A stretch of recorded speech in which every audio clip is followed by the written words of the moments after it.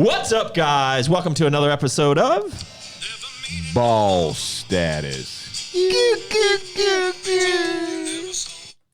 if you weren't born in the 80s, you won't get that either. That's right, folks. This is the podcast where we talk about the business of health and the health of business. I'm joined by Carl, Patrick, and Brian today. You know the regulars by now. Man, I feel like we've done a lot of podcasts in the last... they're probably not even up yet at the time of filming this, but we've been knocking out some boss statuses. So we've been busy here. We just had Chris Elkins, one of the Core Nutritionals athletes, in town, and we were about to go on air. I'll get to our sponsors here in a minute. We were about to go on air with a podcast talking about why you can't see what I see, which was more kind of like business culture type thing, very close to the podcast we last did with Brian that had something to do with, I can't even remember what we talked about. We did so much. Discipline. Yeah. But last minute, we decided to throw a little, flip a coin and throw a little monkey wrench into this. So this is kind of a little ad hoc type of podcast here where we're going to talk about social media, pros and the cons, because it was very timely for us. But before we get into that, we'd like to thank our sponsor, General Mills, today, Chex Mix. So in addition to the Utz Extra Special Dark Pretzels, Chex Mix is just a staple here at Core HQ. I'm telling you right here, this is where it's at. The bagel chips, I know. No, that's a rye chip. You're one of the guys that pulls them out, don't you? No, I'm not. I just pull it out, like mixing that with a little Chex Mix. And a little pretzel? And the little pretzel combo. That's a number 3 combo all day long. Yes. Just the crunch brings such satisfaction to my life. It is a wonderful thing. Now, have you tried the flavored Chex Mix? Mm-mm. I wonder if we'll get a real sponsor one of these days. Do you know what parent company makes the pretzel thins? The thin dippers, you know what I'm talking about? Oh, yeah. I had Buffalo Wild Wings. Yeah, I had the everything the other day. Oh, the everything's good. Yeah, super good. Not Utz Extra Special Dark, though. They're good, though. I don't know. All right. Also, our friends over at Bucked Up sent us some LFG Burn. So this is a fat-burning energy drink, apparently. It's got 160 milligrams of caffeine. So I'm about to start sweating. Well, they also... It does have grains of paradise. It does. Oh, nice. It does. It has paradoxine. Now, it is in a prop blend, so we're not exactly sure how much of those things are in there, but you could be sweating there, big guy. And it doesn't take much for it might be spicy. to sweat. And they also sent over another energy drink in a 16 ounce that had 300 mgs. We're just like, we just can't do that right now this morning. So let's get in here. This is Apple Orchard. I really like the green kind of matte look, though. Looks tactical. Dude, boom. Smells good. Oh, yeah. Oh. Easy, guy. Oh, saucy. I just got spilled. What happened? Yeah. I just missed. All right, go back to 1990 with me, Carl. Because we're the oldest here. I just went back there in my head. Do you... I could definitely taste the actives. Yeah. But it's good. I thought it's good. Yeah, it's good. So. Do you remember that flavored water, it's carbonated water that came in a super dense glass bottle back in the 90s? Something clear. Do you remember that? Gosh, I can't believe I'm drawing a blank on that. I vaguely do. The reason I remember that is because in my pre-Jesus days, we took those bottles and we threw them at mailboxes. And they wouldn't burst, but they'd tear a mailbox completely off of a post. And we did that a whole bunch until I didn't realize that messing with people's mail receptacles was a federal offense. It's a felony. And so they did this whole story in the local paper, like 30 mailboxes, and we were like, we don't know what's up. So thank you that the statutes of limitations are way beyond that. And I don't know anything about what happens to a dry ice bomb in a porta potty because, I don't know about those things, but man, I should tell you about those things. All right, 1990s, no social media. Today, social media, it's real. And especially in our industry, the fitness industry, the dietary supplement industry, it's a huge part of what we do. And so we wanted to get into this today. So the last podcast that we were on, Chris Elkins, one of our athletes, we got into a side conversation about OnlyFans. and we kind of started talking about that. And Patrick brought up kind of the demonic nature of it and kind of the negative around it. And so we had a kind of real conversation about that. Obviously, I was making jokes with Chris about it. Chris is not on OnlyFans, by the way. And first of all, just to be clear here, this is not. If you're taking offense to this, you really need to check yourself, because there's a reason why you're taking offense to it. So we're not trying to. Yeah, there's part of talking about the business of health and the health of business that you have to talk about controversial things. Yep. And it doesn't mean that you're actually in favor of them. You're just willing to process the angles of all of them, and then you're going to come to a conclusion. And I think most of us around the table would come to that same conclusion, that it's not for us, but we know that people do that, and we're not going to condemn somebody for doing that. Well, so I think, first off, so let's not go down to the OnlyFans page yet, because essentially we might as well just go to Pornhub or any other porn company, right? Like because essentially that's a whole other conversation on straight up pornography, like because essentially that's what probably most people are on OnlyFans for. Let's be honest. That's what it is morphed into. I think there's some real good business opportunities there in terms of providing content, but for the most part, I feel like that's what OnlyFans has morphed into. But let's talk about the everyday social media. Let's talk about the Facebook, the Instagram, and the pluses and the minuses. Because, I have never taken a social media. That was weird. I have never taken a social media break. Like, I haven't shut off my social media and be like, okay, I'm going to disappear for 2 weeks. Because I think I learn a lot on social media on a regular basis. Now, Carl, you just went through a social media cleanse? Boycott. What? Boycott. Okay. Oh, straight up boycott. For what it is. Okay. So, me, how long were you off of Instagram? 4 to 5 weeks. Okay. Why did you go off Instagram? Because it's fake. No, well, my association with it was predominantly fake. My stuff's fake. So I'm being real. Like, for me, it started with something that was on Netflix, and it talked about the power of the phone, and it talked about the algorithm, and it essentially it's a computer trying to win over my time and my energy. Was that the social dilemma? Social Dilemma. Great. I recommend it for everybody. So then Agenda and Agenda 2 on Amazon, essentially wrapping up what is the communist agenda. And it is a psyop. And so it just really got me thinking about this phone and how I was personally engaged into social media, and I didn't like how I was using it. I didn't like how I felt when I was using it, and I didn't like some of the habits that were created. When I would be at a social gathering, I felt the need to constantly have to check in with social media. If I went to a stoplight, I had to pick up my phone and what's going on with social media.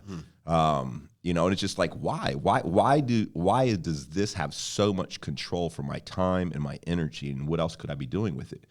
And so coming off of that, within the first couple weeks, one of the biggest things I noticed was my creativity. I feel as though I'm already a creative person, but my daydreams with my wife, it was amazing, and it wasn't just sexual stuff. It was just things that I wanted to do with dates and how to go above and beyond. Like, I can go out on a $200 date, but it's like, what else could I really do as far as a date that I would have done back when we first started together? It's like, now it's just so robotic. We go out on date night, we go to dinner, like, that's not the way it was in the beginning, daydreaming about things for the company, daydreaming about things for my life. I love the CODG, right? And so I wrote down 5 goals, and in those goals, you can be like real, like, I want this, or I see this. But then I literally would take the time in the morning to write very descriptive things about what I wanted, with the property down to like a jar of, or a glass of lemonade, and the way the glass looked. Like, I wrote down all these details. It was just like so crazy. Is this on a daily basis? Well, on a daily basis, these daydreams are happening, but this was just like one specific instance. Like, I would get lost in my thought in a way that was just so playful, and that had escaped me for so long. And that was just one thing that I noticed. Overall, I talked about it this morning on my Instagram, based off of what you were saying, like, post about something positive versus ranting about the politics. And this past weekend, I had conversations, very intimate conversations with men and women that you're never going to talk about on social media with people that I've never talked about anything intimate whatsoever. And it's like you met one of the guys today, and I went up to him and I said, "Dude, you were one of the highlights of my weekend because of what we talked about." And then you're like, what was your name? You know, well, I met so many people this weekend. We had an event. I'm said, horrible with "That's names, BFG." you know, but you can't miss him. Like I know him now, you know, and so for me, it was just like these conversations. You know, like Jordan Peterson, he gets so into his conversations that he will cry, and I found myself becoming so emotional that I wanted to cry a lot, and it's like. That was weird for me. You know, I remember crying unemotionally when my son was born. I just couldn't process everything in that moment that was happening, and it's just like tears. But I would watch something, or again, a daydream. You know, I'd have a conversation, and I would get a little teary-eyed, getting lost, or getting full of those emotions. You know, so for me, this was a reconnection with real versus fake. So just a couple things. I've asked Carl, just so you know, Carl is now back on social media because I've asked him to take up a big role in our company's social media. But I think Irony. But I think Carl is equipped to do it as an authoritative figure and to use it for positive. So I watched Carl through, or all of us really, through COVID and all this. And sometimes Carl would go on these dark rants. And I was like, well, I found him quite entertaining, to be honest with you. And I found him quite interesting. But the other day I was like, well, why not? You're telling me about all these great interactions that you've had. Why can't we talk about that? You know, and I think it's important for people to see you as a leader, especially in our company, talking about that. Because like you'll share it with me or Pat or Brian or something like that, but you won't necessarily share it with maybe even some of the managers, the people that work under you or for you. And I think it's motivating for them to see it. So I thought that was interesting. The other interesting part is something else has changed a lot in your life, in my opinion, from an outside perspective.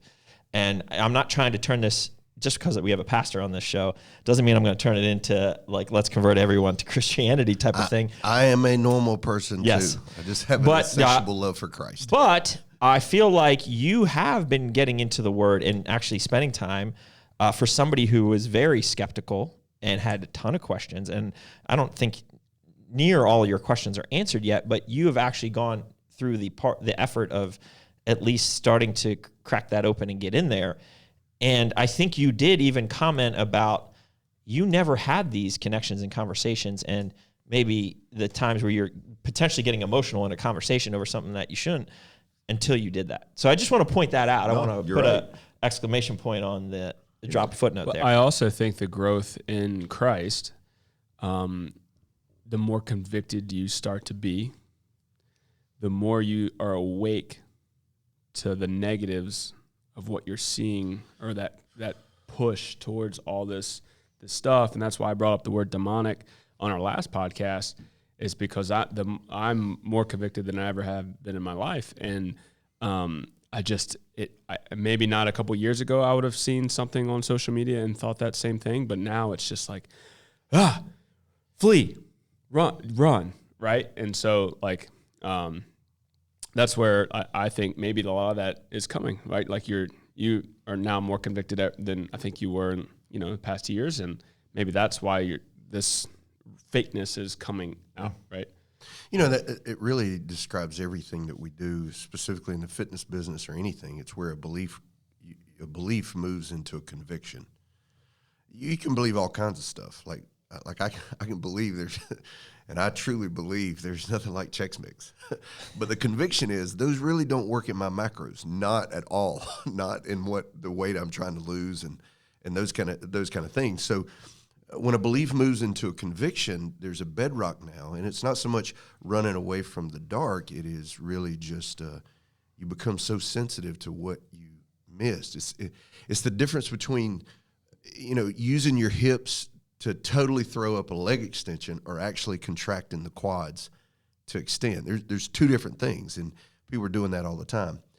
I want to tie this in, if we can, just quickly, and give two bullets if we could. Doug started and said Carl took some time off, and I used to get really cracked up at Carl's like long rants during COVID, and I didn't even have a clue who you were. I was just like, this bro's crazy, like straight out the gate, like don't care. And of course, you remind me of a childhood friend. But I think what Carl understands is, and we'll tie this into our previous one on discipline, is there's a fine line between being a contributor and a consumer on social media. And when you follow a lot of people, like this weekend with our Crush It Fest, I met so many people that were like, oh, you're Pastor Brian. Oh, you're Pastor Brian. I was like, yes, but I don't have a clue who you are. And you're like, oh, I just followed you. And so, as a grazie, you follow back. And so you begin to watch people's content. And then before you know it, you put in your search stuff. And instead of being a contributor, you just mindlessly become a consumer.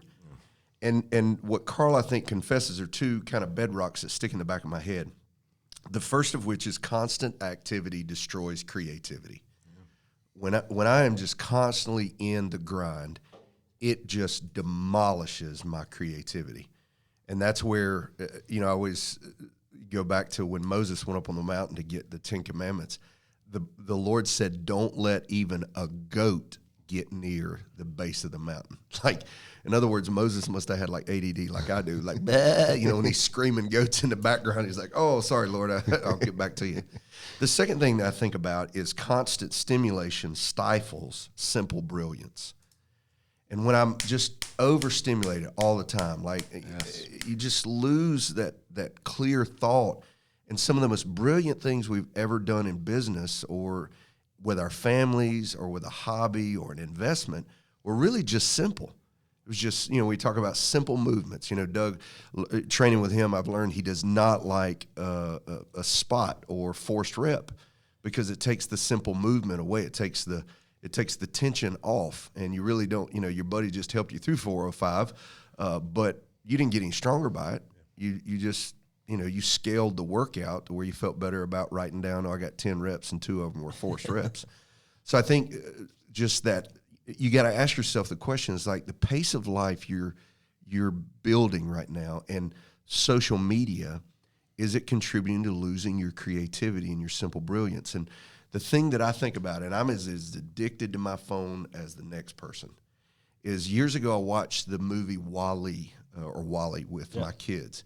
And it's that little robot that's the trash dude. Of course, I have an affinity for recycling and trash and all that stuff, but just because of business ventures. And when he goes to the big mothership where everybody's at, everybody's obese, they're paralyzed, but they got every gadget known to man. They can't even walk anywhere because they're glued to their phone. And there's like hundreds of people on the ship, and they never talk to one another outside of their gadget. And so I think it's just a slippery slope. So you have to have discipline.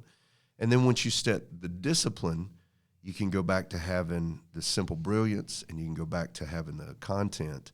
And I think that's where we want to go with the podcast is like, okay, how do we discipline this thing? And then how do we use it? And ultimately, I think it's one of the things that social media is so good, specifically for influencers. It's the cheapest way to make a buck.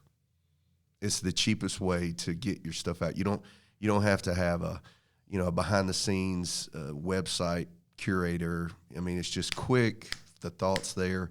And if you build your brand and people enjoy what you have to say, I mean, they'll set to follow. So as soon as you come on live, I think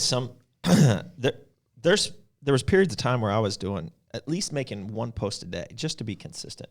And I would do it 5 days a week, take Saturday and Sunday off. And I did it for well over a year. And that was actually really almost stressful. And some of the posts were not even, that's the LFG. So some of the posts were not even super meaningful. I was just doing them to keep content. And that because there's something about algorithms and the consistency and all that. And I used to post a lot more stories into the kind of the back life here. And I've kind of, for a period of time, I got a little, not discouraged, but I was like, because I felt the pressure to do it, I just really didn't want to do it. And so now we've kind of re-upped our content game, and we're spending way more time on doing reels, and so posting reels and getting more consistent about that. And so for me, it's been kind of like you said, trying to put more content out than you're consuming.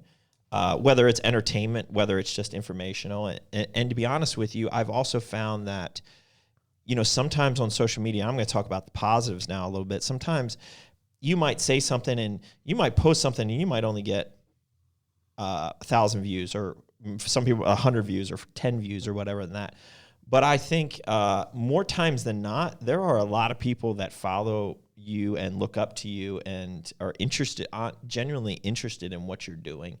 So it has also made me kind of a little more conscious of the way I behave or the way I act, because there are quite a few people that I get through messages, comments, that I know they're following and watching what I do as a lead, right? So I need to be careful of not slipping, and make sure that my game is where it needs to be, right? In terms of my core values. I always have to be on top of it. And just because you have core values or certain things that you like to model your life around doesn't mean you don't slip as a human being. Oh yeah. Right? Like, I have a sailor's mouth just as much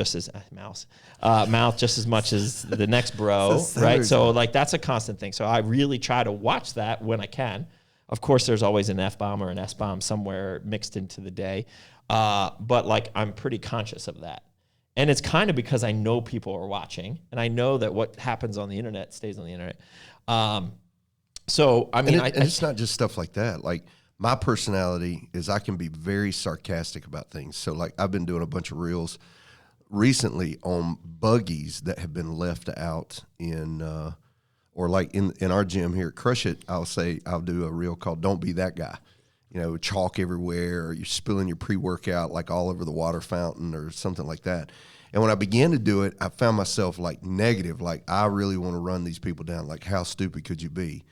And I didn't like that about myself, because I'm not naturally a negative guy. Like I'm joyful. I want to encourage people. And so I've changed my reels to where it's just like, man, these buggies are going on strike. They won't stay. It's just, because it surely couldn't be that somebody is like that lazy that they would leave their buggy in the middle. It's like, oh, it's not my job. It's not my responsibility. I ain't getting paid to do this, And so I think sometimes we can be negative, and there are people that bite on that. There are guys that have made it huge in the bodybuilding world and the supplement world as being the negative guy. The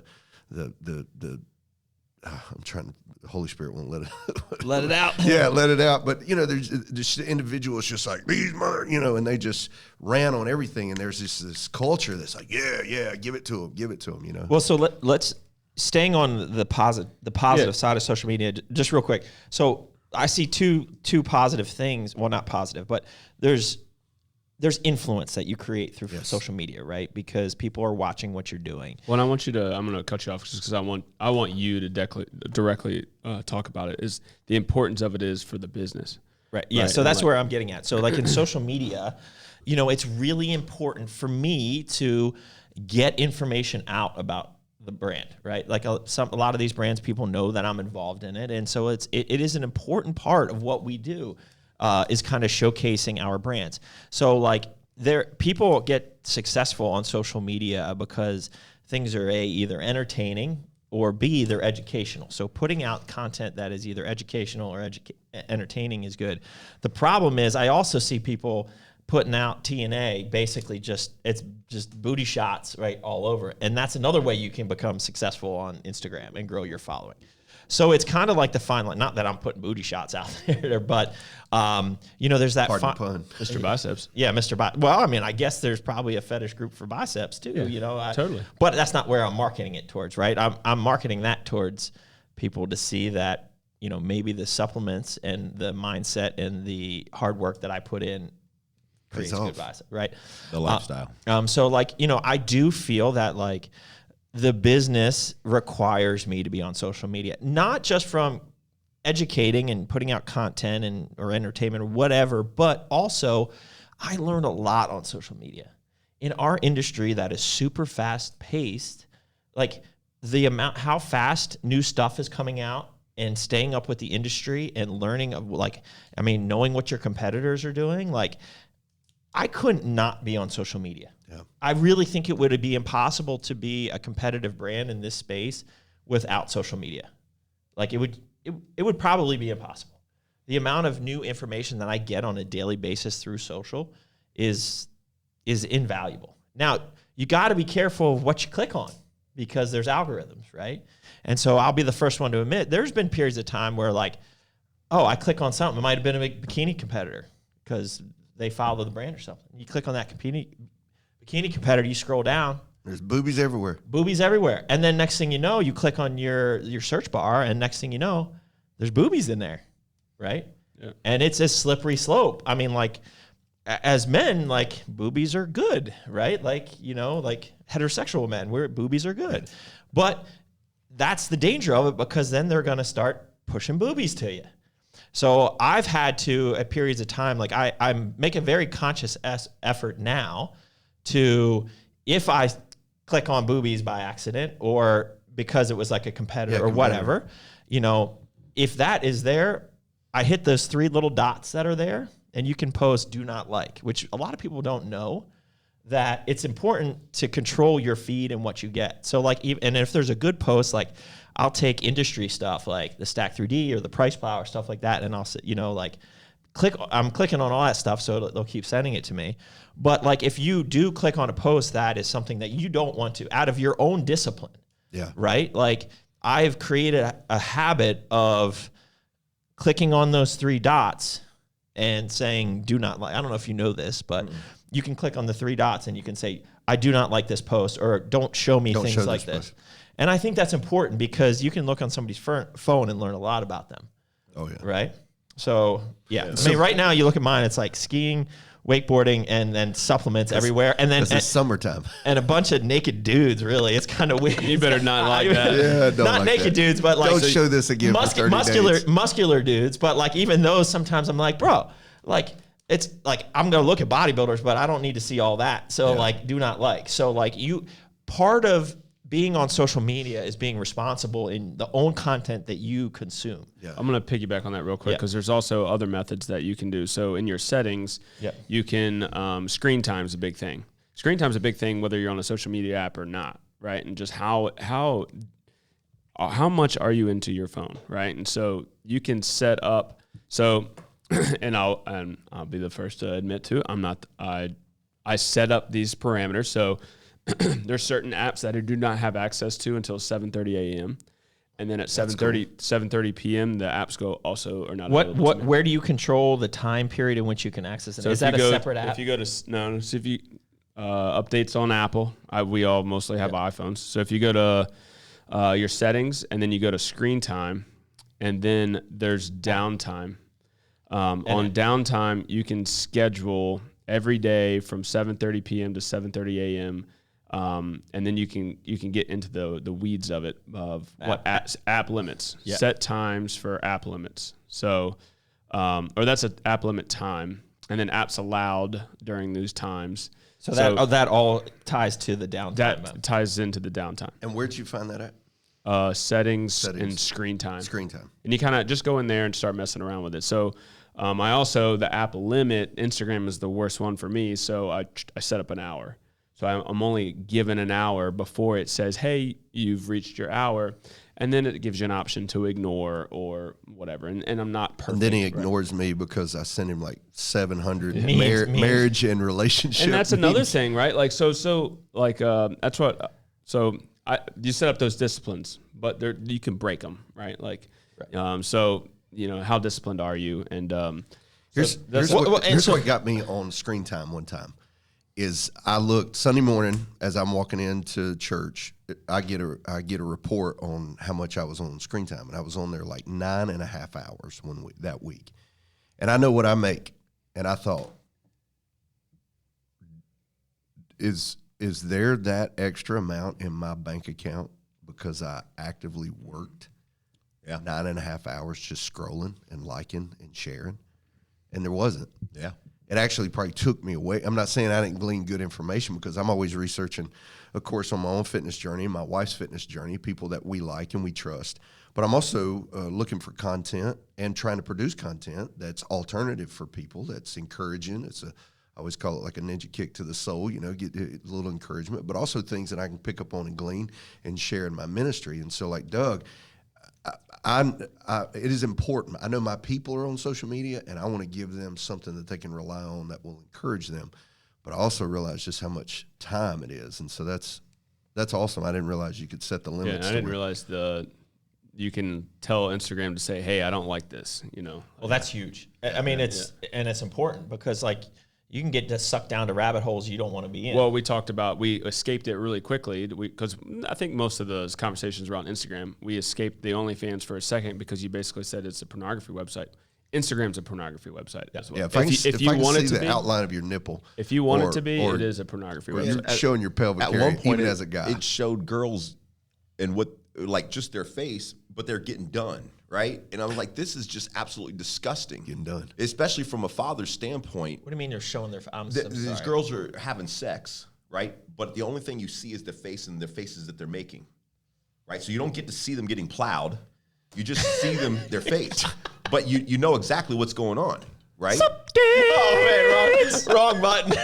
Push the one you want. Go for I it. was waiting for it. Yeah, you like it? Oh my Oh god. my gosh. So, but that's another part that really just burned at me. Like, this is so disgusting, and also a part, you know, with the whole journey with porn. The big part that got me there was this: like, I am facilitating in the really disgusting demonic parts of the world because some of these women and men are being forced into this situation. Like, that's disgusting to be feeding into that, right? And it was a fake reality to have this with a woman that will never tell me no. I will never be shot down. I'm always going to feel that I'm dominant, all that kind of stuff. But now it's on social media and they're showing it. Like, how far can they push the edge without actually just showing full blown porn, right? And it's like, this is just disgusting. I don't want to be a part of this, right? It was so freeing to just do away with that phone. I think the thing we're also acknowledging, and I would love to do a podcast on pornography and trying to do all that if you guys want to do that. And I know people are going to think, oh, the Pastor Brian's going to have this. I just refuse to call it pornography anymore, or porn, although that's the Greek word porneia. It is videoed sexual violence. No matter what fetish, no matter what brand it is, it's videoed sexual violence. Most men and women now have a harem. And what cracks me up is most heterosexual men don't realize that they're actually watching the dude more or as much as they're watching the girl and taking in all the senses. When you watch pornography, think about that, right? And so... And then you're watching somebody's daughter, and I have a daughter, and I'm not saying that it had never been a struggle or a temptation, because there have been seasons in my life to where lust came out of nowhere, and it's so funny. It's like in everything, and I go back to our podcast on discipline. It is always easier to take the slippery slope, and it's not like most people say, I'm headed in this direction. It's like going to the beach. You ever gone to the beach and been out throwing the football with the kids or with your buddies? You know, you're out surfboarding or wakeboarding or whatever, boogie boarding, whatever it is. And then it's time to get out. And when you walk out of the ocean, you're like, where's my towel? Where's my chair? Dang, where's my hotel? And you look and like you're a mile down the beach and you didn't swim that way. You were preoccupied and you drifted because there was an unseen current that just pulls you. And that unseen current is always working in our brokenness. And you don't have to be a believer to do this. You think about it. Think those of us who competed, you still look good for 4 weeks, and then you start going back to the old diet. Well, I mean, does that make sense? yeah. Oh, yeah. I mean, confession is good for the soul. So here's Shine my, light. here's my confession, right? So I always pride myself on discipline. It's what I do.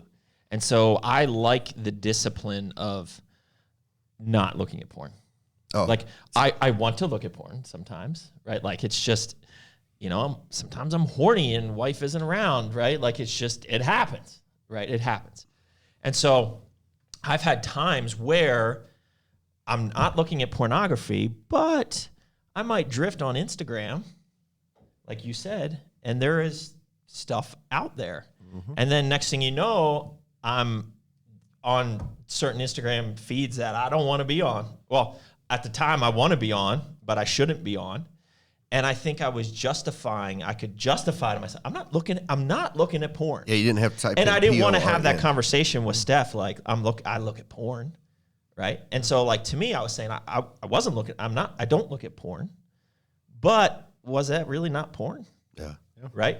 And so I've been busted in that spot where I have to have that awkward conversation, right? Like, man, But really, that is porn. It's the same thing. Oh, yeah. It might not be full on. You don't see everything, but that's porn. And the best part about your conversation is that you could talk to Steph about it, or you could talk to guys about it to say, just like we would do in the gym. Oh, well, trust me, I didn't want to have that conversation. Oh, heck, nobody does. that conversation because is terrible. we take pride in our discipline, and I'm showing you at this point in this area, I'm not. But that's where it's like having that very difficult conversation made it very real. That like well, Steph will call me out on my crap more than most people will.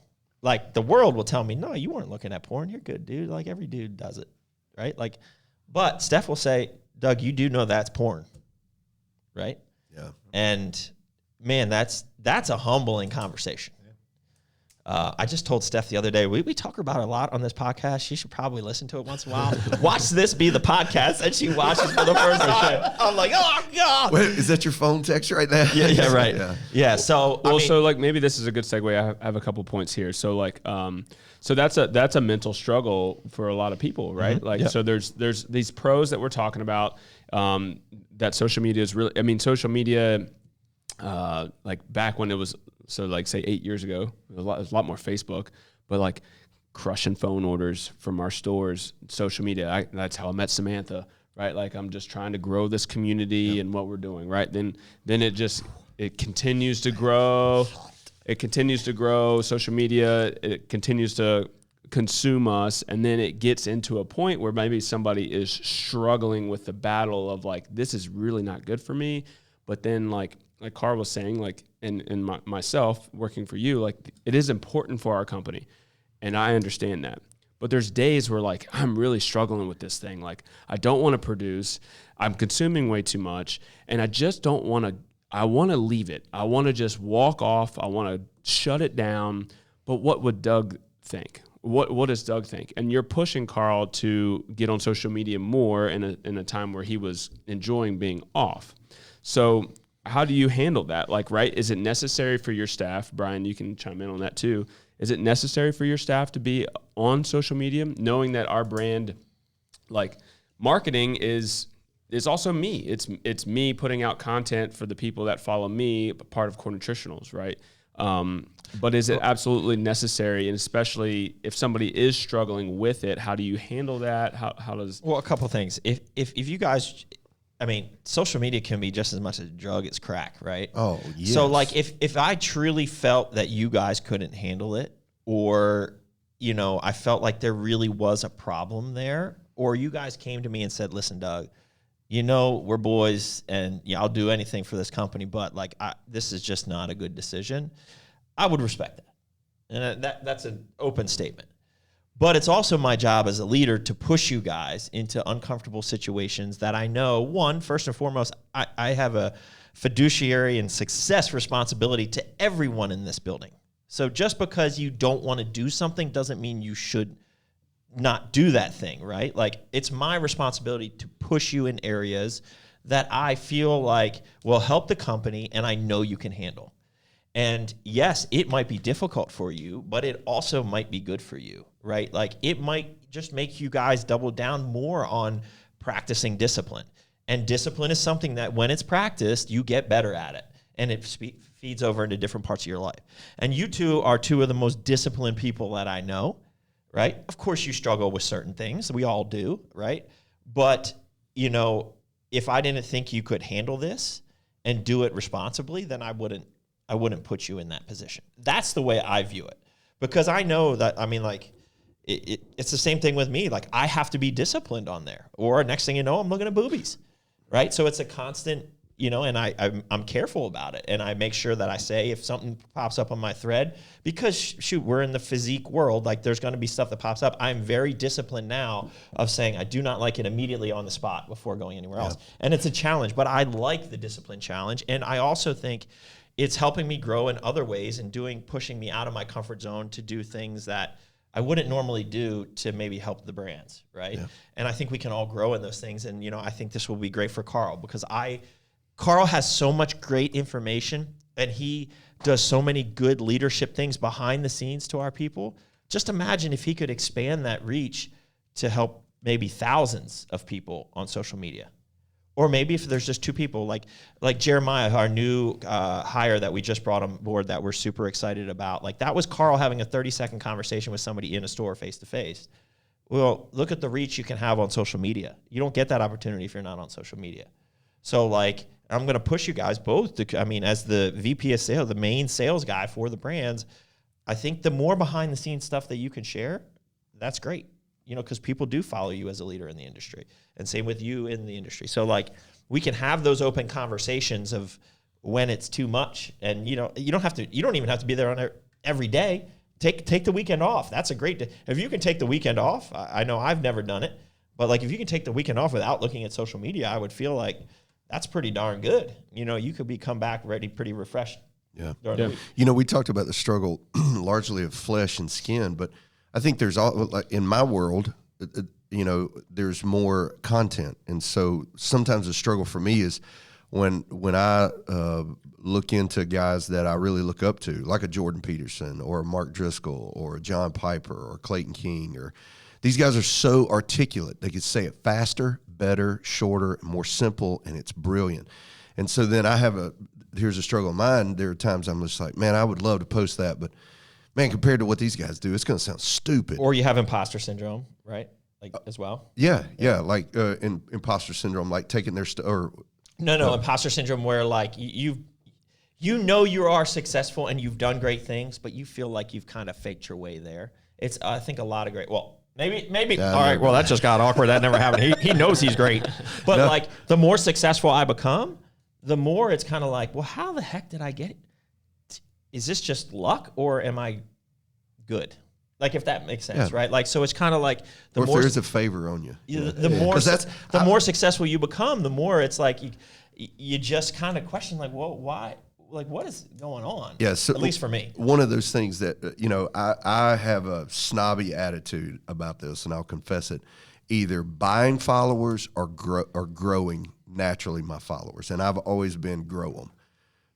And try, but the crazy thing for me on this end is I've not spent the money on beating the algorithm to get in front of everybody, and I know there is one, and I haven't done the hashtags and things like that. So, you know, those are the parts where I think all of us, and I think Doug was mentioning this when he was saying, you know, I learned so much in the supplement industry, either from the guys that are reviewing or competitors or buddies who are in the business who have so much information, is that part is necessary, and I think that's the part that has to drive us to where you have a standard. This is how I use this tool, and that I think is really what helps all of us. It's not. We have to discipline ourselves that it's not entertainment. While we've all laughed, did you see this reel? Look at these idiots. Look what this guy did with this kid. You know. I usually wake up to about 6 forwards from Brian. Yeah, whether it's on like marriage or encouragement or something about Christianity, or it's just like total dumb meathead stuff. I know. And in those moments, I've gotten to where I can process that stuff faster than anything that pretty much I process.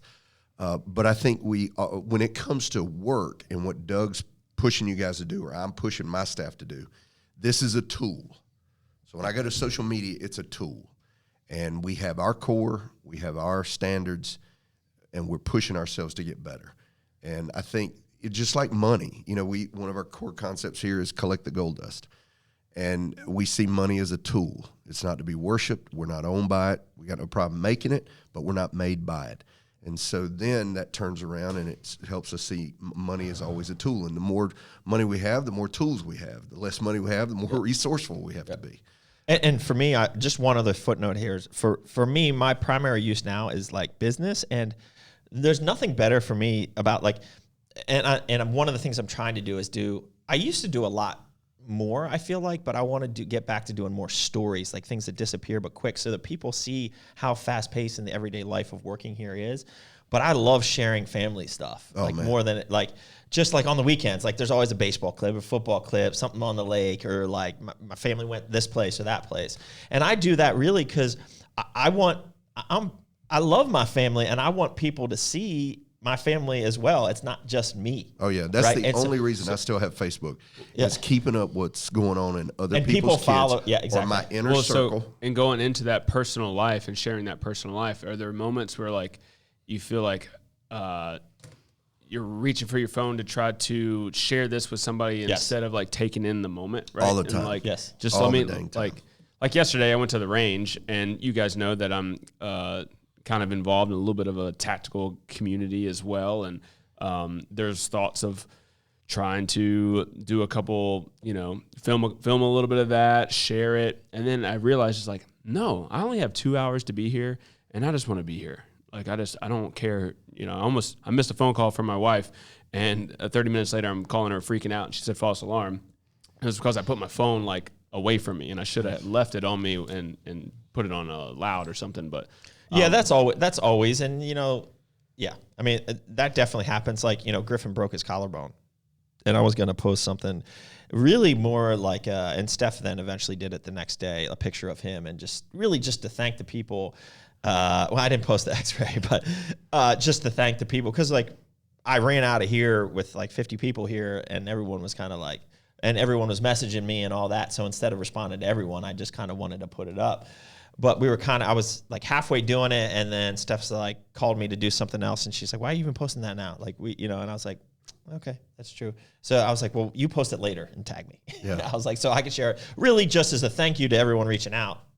I'd rather do that than have to tag or message back 50 people, right? So it's Hey, let me.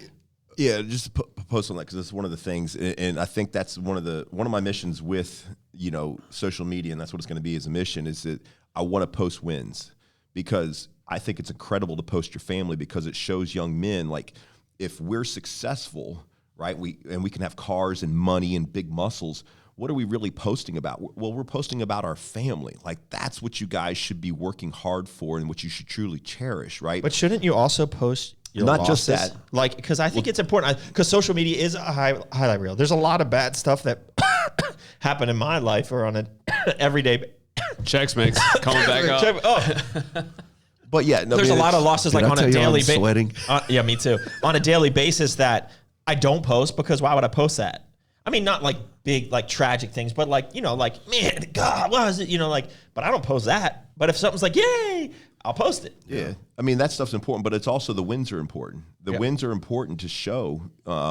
That's one of the things that I wrote down that I miss, is that I miss seeing my friends win. Like I was telling Pat, I was like, dude, I'm going to be off social media, so whatever you got a Ryder, just send it to me. And he would send me goofy stuff like Ryder playing with the door stopper, and it was absolutely hilarious. I absolutely loved it. And those are things that I did miss, was seeing my friends win, and whether it was with family or whatever it is, it's like, but the wins are important to share. I feel, because it is something that shows people like that you are setting goals and that you are winning. So it could be, hey, when I get my Skyline, you better believe I'm going to be showing, hey, I have worked so hard for this, and this car means so much to me, and I want to show you guys, like, hey, I finally got one, right? I think that's important to not just post your wins, because you got to post along the way, because then you're just a guy posting your Skyline, right? Like, and You're so always like that, the hero. You're always here, flexing. and that's why I think it's important to have the platform before you get the wins, so that they see all the other stuff that goes into it, the real conversations you have. And I didn't mean to. That's the only And I thing. wasn't saying you meant but that, it's like, but I think like, it is You're important. trying to say like the wins of like what is important. So like, it's not just the material, it's not just the money. It's, hey, there's the family, and that was bringing all that back. Yeah, Like, the real thing that matters is the family. And then to say what you said, like, I enjoyed, Sam and I both enjoyed you not being on Instagram and having to, we need to send Carl a video. I love And my we do ride it through a videos. text message and not through an Instagram. Same thing. I text Sam this morning. She's great at this. She sent a video to my mom and dad. We don't have family proximate to us, right? So they don't get to see our grandson or their grandson on a regular basis. So we have to take the extra mile to send them personalized, hey, Grandma and Pop, good morning, and he's just doing his thing. And that is for them specifically. And it's been nice to kind of like not do that through social media and do it intentionally through like a text message or. I'll tell you what is great though FaceTime. on social media that I'm loving right now is like you're posting things like a Ryder, and the funny thing is like the next day I'll have a memory post up of my boys at that age, and see like my kid at that same age doing the same dumb things. And it's just like, then to look next to you and you see like these grown boys, it's crazy. That's like, a super positive about social media. Yeah, that like is the memories. Oh, the memories are the memories of like us doing things in 2015, 2016. That is a great thing, is like seeing the Facebook memories, or now I think Instagram's starting to pick up on that a little bit more. Just one last thing is just so for all the people watching this that don't really do social media that much or just consume it, and you look up to certain influencers, and we've talked about things that all four of us struggle with on it, occasionally on certain things, right? And how social media is hard, and the decision to post things or consume things or whatever is a daily decision. Just know that those influencers with 1 million, 2 million, 3 million, 4 million followers have that same, it's not easy for them, and probably is amplified 100x. And, I have a lot of friends in the industry that have millions of followers, and they hate it, or they will admit firsthand that they have to be very careful on Instagram, and they've started like, I'm only on it between this time and this time because it messes with them. And so just because you might look up to certain people doesn't mean that they don't struggle, with the same things that you might struggle with, right? Like, and they do actually care about what you say on their Instagram, and that's a real thing. And so like, I don't think there is anyone who's perfect at handling social media. Even the people that look like they have it figured out have beautiful pages and are constantly posting content. Like, there's a lot of thought, effort, stress that goes into that, which, as funny as it sounds, especially these people that are on social media for a living, and you're like, dude, all he does is work out and post videos. Like, there's a lot more to it than that. And the stress of probably doing that,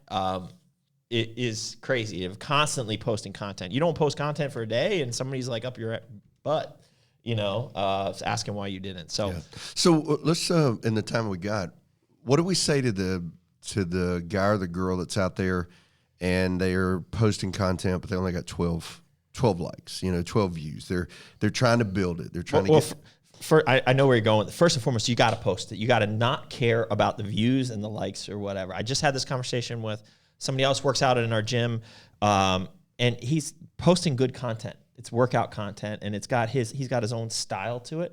And I think he's doing a good job. He doesn't have that many followers, and he probably doesn't get that many views, but it's growing slowly and surely. So like, be authentic in what you post, and post regularly, regardless of what people want to see.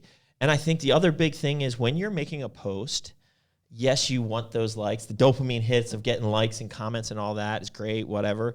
But really think of the long-term effect of what you're posting, because what happens on the internet stays on the internet. And just know that you might be a single person right now, but you are going to have a family. You are going to have kids, maybe. Preach. And you got to be careful of what you're posting, because like, if you're just posting TNA shots, and really this is men and women, right? Like, if you're just posting TNA shots, like, just know that your son or your daughter is just going to eventually see all that crap that you posted.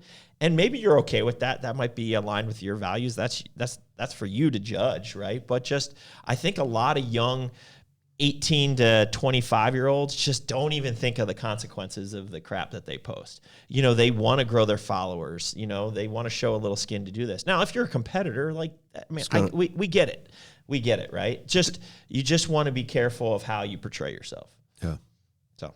Well, I think I'm not a professional, and that's why maybe I can suggest this. So, like, I do all the things that you're speaking of. I stay true to myself. I post what I want to, and I have a nice little following, and my following, I think, is very engaged with what I do. But I do not study the platform, right? Like, so David Dodger would have been a great person to have on this. I was thinking that we should have right. Yeah. David Dodger. His game is like,